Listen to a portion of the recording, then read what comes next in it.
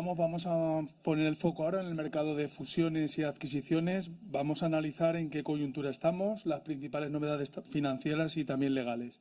Conversan a continuación en esta temática Eduard Gelida, socio de Financial Advisory de Grant Thornton, y Jordi Santamaría, socio de Legal.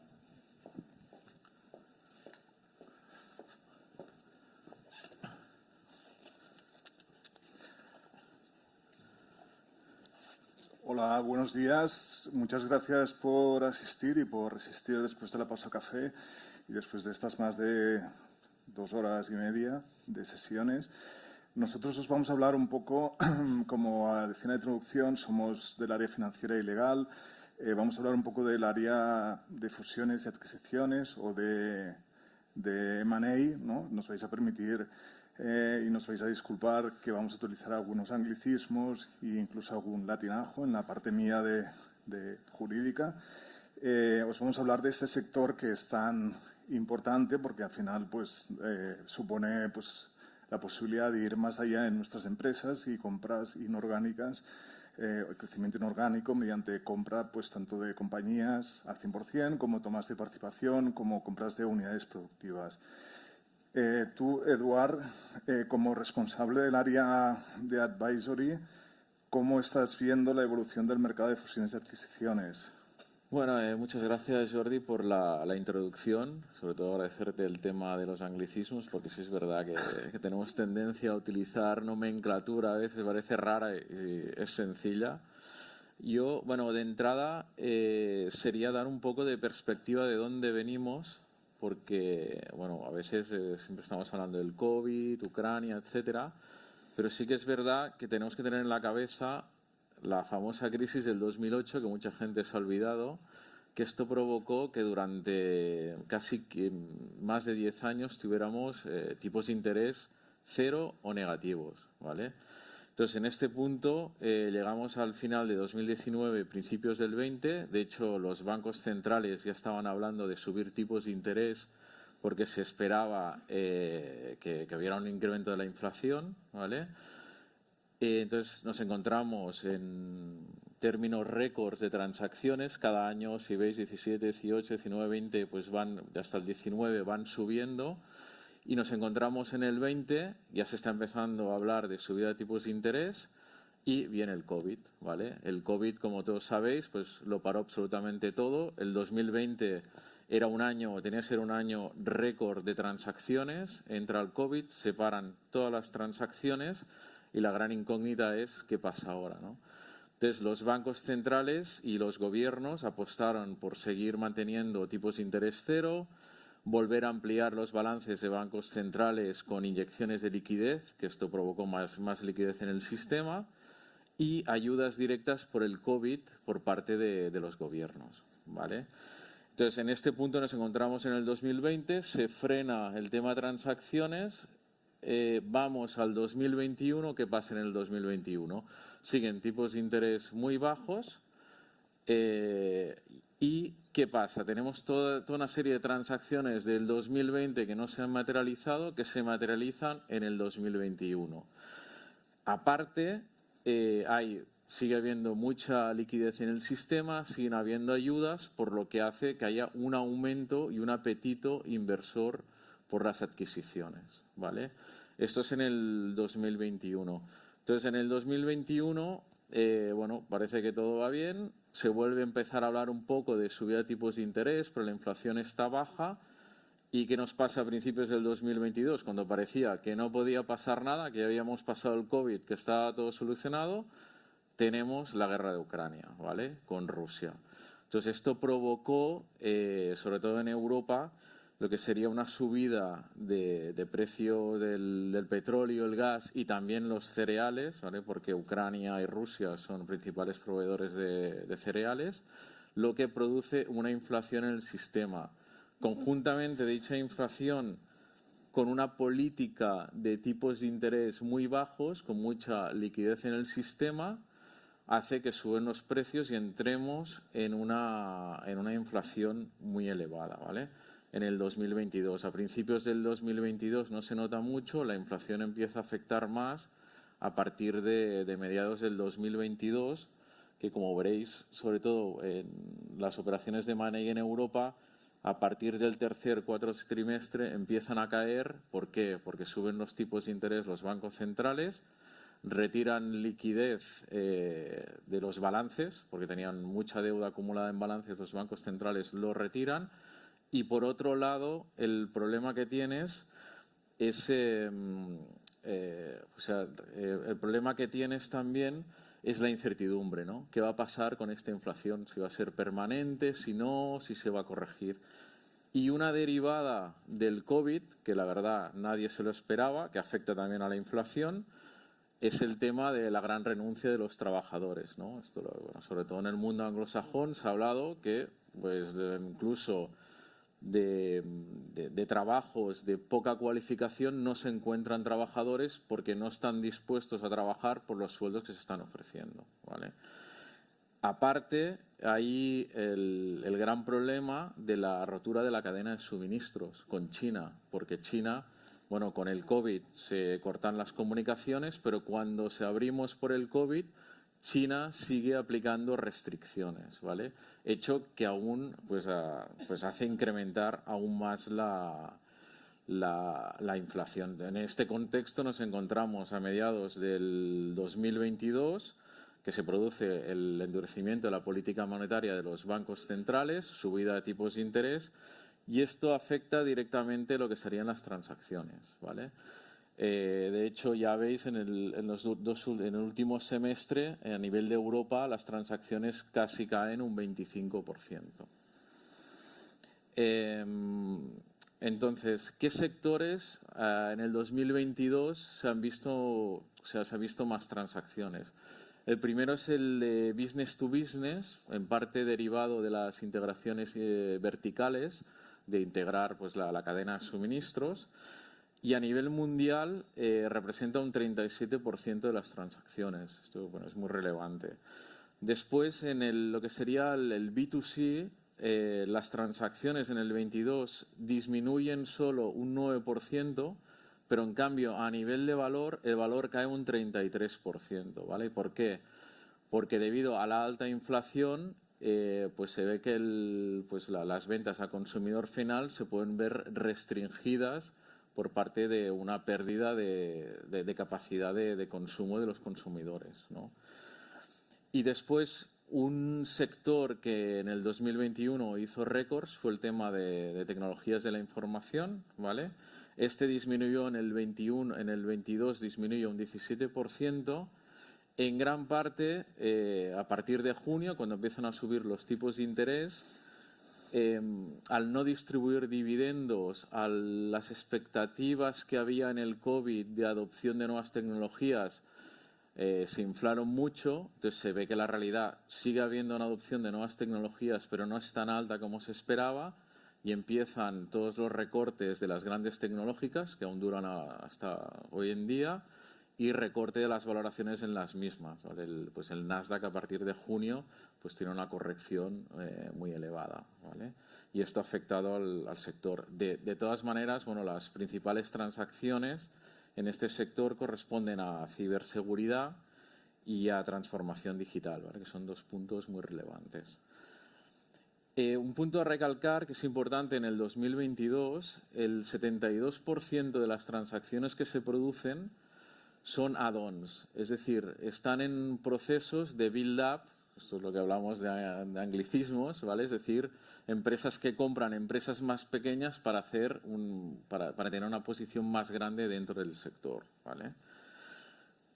Aparte también, como también son más fáciles de integrar, acostumbran a ser transacciones más pequeñas y son más fáciles de financiar. Y a nivel europeo, los principales países son el Reino Unido, Francia, Países Bajos y Alemania.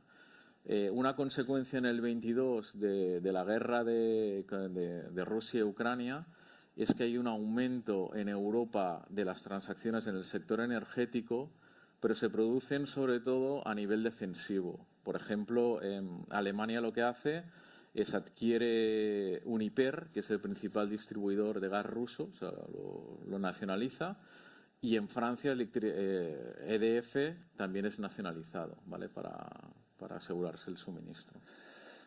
Muy bien, Eduard. Nos has hablado del 2022 con el escenario tan complicado que en todas las ponencias hemos ido describiendo. ¿Tú qué perspectivas ves? Saca la bola de cristal. ¿Qué perspectivas ves para el 2023 en el mercado de fusiones y adquisiciones? Bueno, a nivel de tendencias, lo que comentábamos, la digitalización sigue en boga, ¿vale? Es decir, todo lo que es análisis de datos, automatización, cloud computing, todo esto seguirá habiendo inversiones. Incluso también, pues esto ya venía del 22, hay empresas y fondos de capital riesgo que ya van invirtiendo en modelos de disrupción de la red, de inteligencia artificial, metaverso, etcétera. Esto se espera que se siga continuando. Después, un punto que esta mañana lo ha hablado Sergi, es el tema de la inversión sostenible o el ESG famoso. Esto cada vez más, pues tanto inversores como empresas quieren apostar por modelos de negocios sostenibles y que no solo sean para mejorar la huella medioambiental, sino también social, es decir, que tengan un impacto social a nivel de la sociedad.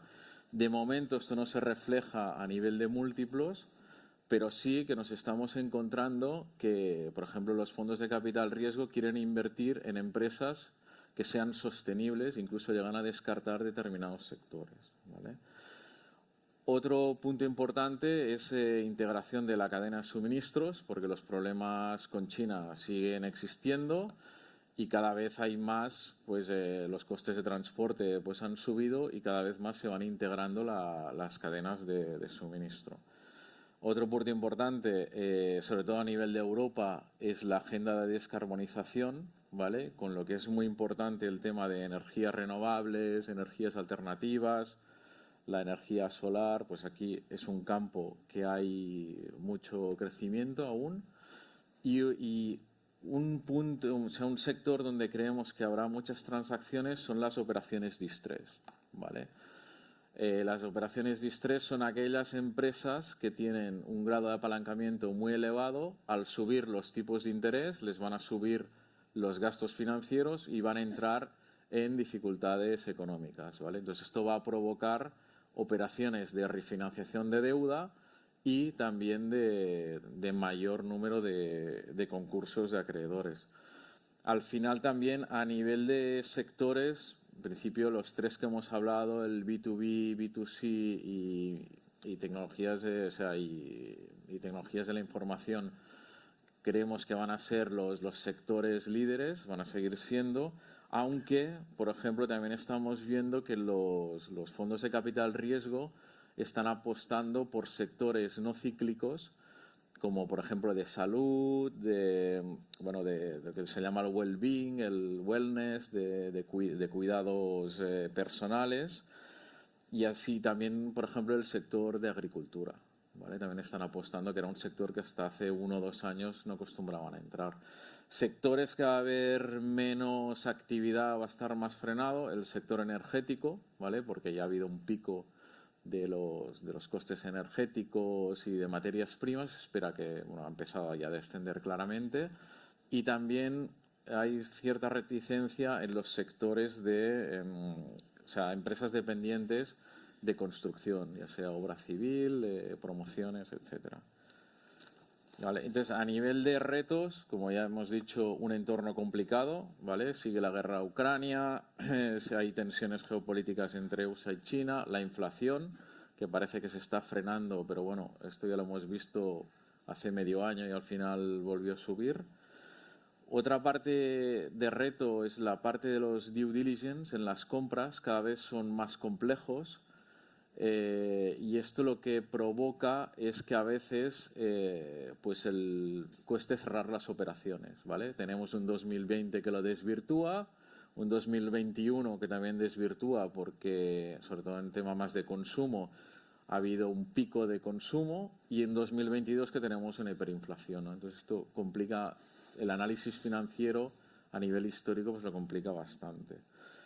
Después hay un desequilibrio entre las expectativas de compradores y vendedores en el mercado, ¿vale? En la bolsa sí que había una disminución de las valoraciones, en cambio a nivel más transaccional, pues sigue habiendo este desequilibrio y se tiene que acabar de equilibrar y ver en gran parte por qué va a pasar en el futuro. Y después, un punto que afectará a las transacciones también es que hay mayor competencia del capital en el mercado, ¿vale?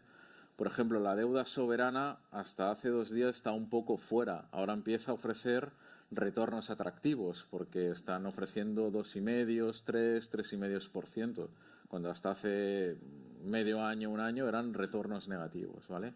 Entonces, ¿qué pasa? Los fondos de capital riesgo, que son los principales players, aquellos que no hayan levantado fondos se están encontrando con problemas, ¿vale? Porque las alocaciones de los inversores están empezando a tener una tendencia a invertir en deuda soberana.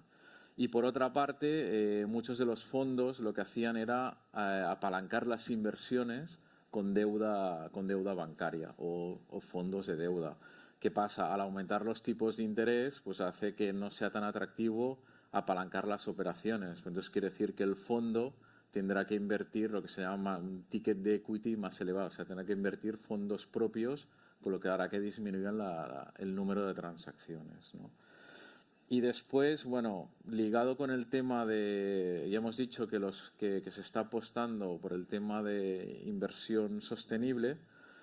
Lo que pasa que, bueno, esta información, o sea, hasta qué punto esta empresa es sostenible o no, tal y como hablaba Sergi esta mañana, toda esta información aún las empresas no la tienen a punto, no la tienen preparada y, bueno, puede dificultar pues que cuando un inversor vaya a buscar una inversión sostenible, pues se encuentre con que no hay información para analizarlo, ¿vale? Entonces, bueno, estamos hablando de un alto grado de incertidumbre. No sé, Jordi, tú a nivel de los contratos de compra-venta, no sé qué tipo, si estás viendo algún tipo de cláusulas, cómo se están instrumentando para mitigar esta incertidumbre. Sí, bajando un poco al barro, ¿no? Que es lo que nos toca a los abogados, ¿no? Al final, por lo menos hemos tenido cierto soporte moral, ¿no? Que cuando decimos que somos catastrofistas, pues pasan cosas extraordinarias, ¿no? Y lo hemos vivido todos con la pandemia y con todos estos supuestos de incertidumbre, ¿no? Aquello que nos explicaban en la carrera de la fuerza mayor y el rebus sic stantibus, que es la alteración de lo pactado, ¿no? Por un hecho sobrevenido, imprevisible, etcétera, pues lo hemos tenido que lidiar con la pandemia y se ha aplicado en otros sectores, pero que también podría ser de aplicación, ¿no? Pensar compraventas que fueron previas al COVID, ¿no? Con esta situación. Sí que ahora es verdad que el COVID, bueno, parece que ya no va a resurgir, pero sí que estamos viendo muchas previsiones en esta materia, ¿no? De supuestos de fuerza mayor y en supuestos de las adquisiciones. Sabéis que se pueden hacer de 2 formas, básicamente, que es que sea la firma, o sea, la perfección del contrato y la consumación del mismo puede ser en el mismo momento o pueden ser postergado en el tiempo. Entonces, en estos supuestos hay lo que se llama las cláusulas MAC, ¿no? En el segundo supuesto, que prevén supuestos no ya inciertos, sino que pueden ser pérdida de clientes, pueden ser cambios en las materias primas, etcétera, que a lo mejor puedan dar una posibilidad de salida al comprador en el caso que cambien las circunstancias, ¿no? Esto se está empezando a ver más habitualmente. Por otro lado, seguimos teniendo, que esto es fue una novedad que también trajo el COVID y que también puede dificultar las operaciones de compra-venta y los contratos también, ¿no? El contrato de compra-venta o la inversión en toma de participación o la compra-venta de activos, porque también se ha modificado el texto en este sentido. Compra-venta de activos entendida como unidad productiva. Se ha modificado, si habéis leído alguna vez, con el COVID surgió una normativa que lo que tendía era a proteger o dificultar las inversiones extranjeras cuando era de capital proveniente de fuera de la Unión Europea. Eran operaciones, al principio esto era un tema de seguridad nacional, etcétera. También por una tendencia europea, no solamente en España, pues al final se tiende a proteger por todos los temas de geopolítica cuando vienen inversores extranjeros en determinados sectores. y a partir de umbrales muy bajos. En esos supuestos hay dos tipos de procedimiento que tienen que ser aprobados por el Consejo de Ministros o la Dirección de Comercio e Inversiones, y se tiene que aprobar cuando, ya digo, aunque la sociedad sea europea, si el titular real, que son aquellos accionistas que por detrás, el titular real es quien tiene más del 25%, controla la sociedad por detrás, pues díganse un americano, un nacionalidad china, cualquiera de fuera de la Unión Europea, hay que seguir un procedimiento de autorización, y ya digo que es en sectores muy variados, como puede ser seguridad nacional, está claro, infraestructuras, según qué tipo de tecnologías, salud, medios de comunicación, robótica, inteligencia artificial, etcétera. Con lo cual, mucho ojo con este tema, porque hay que tenerlo en cuenta si se está en una operación de este tipo. Y esto hace que, al final, como pasa en los temas de competencia, ¿no?, que también nos encontramos, pero eso no ha habido ningún cambio, tienes que hacer pues una condición suspensiva, ¿no?, entre la perfección y la consumación del contrato para que se produzca esa autorización. Por otro lado, a nivel de cláusulas así más habituales, sí que estamos viendo que como al final, como ya pasa en otras crisis, ya lo has dicho, al final las operaciones se ralentizan, y yo creo que al final lo que busca el comprador, que siempre es así, pero al final ahora cada euro cuenta, como siempre, pero ahora más, se busca un impacto inmediato en la rentabilidad, con lo cual puede ser que existan, pues bueno, ya hace tiempo que lo estamos viendo cuando asesoramos a clientes, y me dirás después tu opinión, pues precios variables vinculados a estimaciones objetivas como EBITDAs futuros, facturación, etcétera. Después también pagos en diferido, ¿no? Pues a lo mejor para mitigar el efecto de los tipos de interés, etcétera, pues que prorrogues o que pospongas los pagos de los precios de compra-venta. Y después también pagos en especie, que también lo vemos especialmente en el sector de capital riesgo, ¿no?, que no pagas con dinero, sino que haces un canje de valores y das acciones de esa sociedad que hablabas, plataforma, ¿no?, que sirve para hacer add-ons, ¿no? Por otro lado, también coincido contigo con todo el tema de intensificación de las due diligence y también quizá de las vendors due diligence. Aquí también estamos viendo que al final, pues el contrato de compra-venta,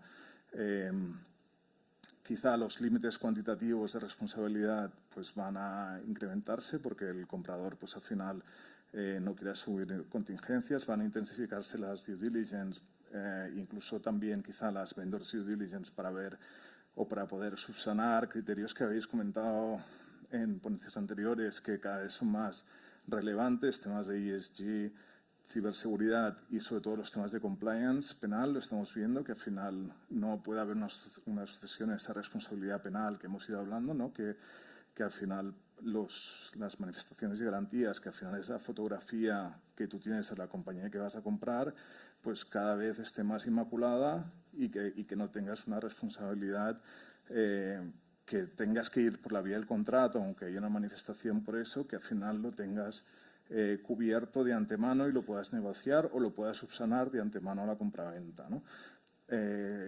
Con lo cual también puede ser que haya aspectos, que este es un producto que hace tiempo que se ve, que puede haber un incremento en los seguros de manifestaciones y garantías, que de alguna forma te evita esa responsabilidad. Pero bueno, en definitiva, yo creo que básicamente son estos puntos, y redactar muy bien el contrato con muchas cautelas, tener un buen abogado, si puede ser de Grant Thornton mejor, pero que cubra todos estos hechos y esta incertidumbre. Tú, desde el punto de vista, cuando asesoramos a los clientes, ya sabes que siempre trabajamos conjuntamente, y también con el área fiscal y laboral, pero en este tipo de contratos, ¿tú qué cambios estás viendo a nivel financiero? Bueno, sobre todo lo que comentábamos, ¿no? Por un lado hay las expectativas entre comprador y vendedor, que no se cumplen, y por otro lado la incertidumbre, ¿no? Entonces lo que se está viendo es que se están articulando precios, que se paga un precio ahora y un precio pospuesto a futuro en base a EBITDAs futuros, ¿no? Uh-huh. Para intentar de alguna manera acercar posiciones y sobre todo amortiguar lo que sería pues la inflación y la incertidumbre y acercar.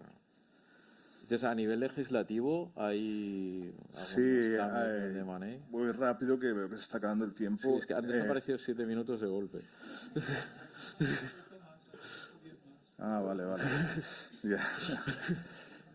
Bien, pues voy a ir muy rápido. 2 cambios legislativos. Se hace toda la ley de startups y la ley Crea y Crece. 2 cambios muy rápidos. Las plataformas de financiación participativa, de crowdfunding, crowdlending, se han incrementado los límites de inversión. O sea, antes tú no podías invertir como inversor minorista. Y ahora se han incrementado los límites hasta el 5% de tu patrimonio financiero, con lo cual puede haber un cierto resurgimiento de estas plataformas que invierten más en compañías de early stage, en fase seed, etcétera, pero que se ha incrementado esto y se ha incrementado a 5 millones el límite por proyecto, que antes también lo tenían limitado, con lo cual puede ser un operador que financie o que tome participaciones en compañías. Un hecho también muy demandado por el mercado es que permite agrupar estos inversores minoristas en un vehículo, dígase una sociedad limitada, con lo cual a nivel de los founders puedes centralizar todos esos inversores en un vehículo y tienes un único voto, con lo cual a nivel de gobierno corporativo, convocatoria, juntas, etcétera, es mucho más fácil. Y además se les ha dotado la posibilidad de tener un pasaporte europeo, con lo cual pueden ir a buscar inversores en toda Europa. Por otro lado, en lo que son capital riesgo o venture capital, se han bajado los límites. Hasta ahora, inversor profesional, de acuerdo con el artículo 75 de la Ley 22/2014 de entidades de capital riesgo, solo permitía, y eso que hacían la mayoría de fondos, inversores de más de 100.000 euros, porque se consideraba que entonces era inversor profesional. Ahora se ha modificado y permite a inversores minoristas invertir 10.000 euros como ticket mínimo, siempre y cuando venga con una recomendación de una sociedad financiera y siempre y cuando tu patrimonio financiero no supere los 500.000 euros ni sea más del 10% de dicho patrimonio. Con lo cual, puede ser que haya más fondos y que puede ser que al final el fundraising sea más fácil para los fondos y al final sabéis que los fondos acaban invirtiendo en sociedades. Y también han bajado los límites. Normalmente los fondos, ¿cómo funcionan? Es que captan el capital y antes era el 50% del capital mínimo, que era 1.200.000 o 900.000 euros si era una sociedad de capital riesgo PYME, y ahora lo han bajado al 25%. Normalmente toman una forma de sociedad anónima y lo han bajado estos límites. Y esto básicamente son las novedades más interesantes para el mercado de M&A. Vale. Bueno, y entonces hablábamos que una de las oportunidades es el tema del distressed M&A. Sí. Y bueno, ha habido una reforma de la ley concursal, no sé si nos puedes dar 4 pinceladas. Sí, efectivamente, como decíamos, es una oportunidad porque no solamente en distressed M&A, también en compras de unidades productivas, que haya empresas que quieran vender una parte no tan rentable de su negocio. Una compra-venta normal de una unidad productiva comporta que hay una sucesión laboral y una sucesión fiscal, salvo que se adopten determinadas, pida un certificado, etcétera. Ahora se ha establecido por la ley concursal en una reforma que puedes hacer una compra de unidad productiva en sede de un concurso o un preconcurso. Esto que permite, hasta ahora no estaba claro qué responsabilidades te llevas en esa unidad productiva. Ahora con la nueva reforma puedes hacerlo de una forma muy anticipada, el pre-pack, si habéis oído, puedes comprar una unidad productiva y llevarte como mucho las responsabilidades laborales de esos trabajadores que tú estás subrogando en la empresa. No te llevas todas las responsabilidades laborales, ni las fiscales, ni las propias. Y además te da la particularidad que tienes la asociación de empresa de los contratos, con lo cual no tienes que ir contrato por contrato, que es lo que hacemos cuando hacemos una compra de unidad productiva, que fuera del concurso, sino que tienes una asociación legal de contratos, licencias, etcétera, con lo cual a un precio en teoría más barato, porque puedes presentar ya incluso la oferta con el comprador y esto puede ser una oportunidad para comprar. En teoría, los procesos tendrán que ser mucho más rápidos. Sí, así es. Vale. Bueno, pues nada, agradeceros vuestra atención. nada, si tenéis cualquier duda respecto al mercado de Money, necesitáis ayuda en transacciones, alguna duda respecto al punto de vista legal, bueno, aquí estamos para ayudaros en cualquier duda que podáis tener. Venga, gracias.